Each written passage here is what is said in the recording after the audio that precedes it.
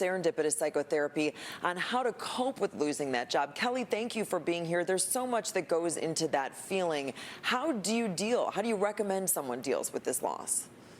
Good morning, Lauren. Thank you for having me. You know, this is a really tough time for a lot of people. And what's important is people recognize that they can have permission to grieve, that it is devastating. Not only is it a financial concern, but emotionally, sometimes people are feeling a lack of confidence, a lack of self-esteem, lack of purpose. And so rather than putting on a different lens and looking in a positive psychology viewpoint, it's really important to first grieve and accept kind of what has happened and allow yourself room to process that.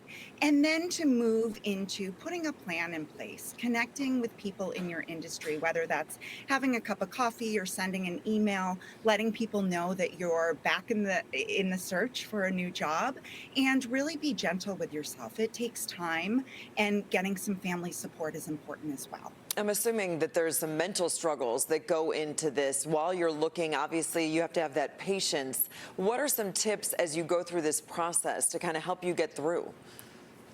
So a lot of times what is important is that we build our sense of self and write down things that we feel that we're really good at.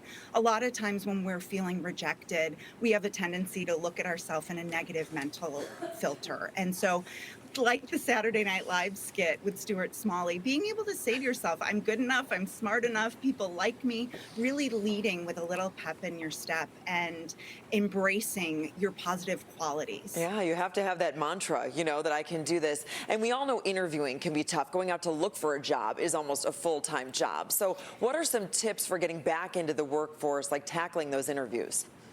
Sure. So it is like a full-time job, and it's important to, try to practice. Set up a mock interview with a friend who can give you really honest feedback where you had strength and maybe some things you need to sharpen, as well as connecting and practicing with people in your community who are in the same field. Yeah, very important.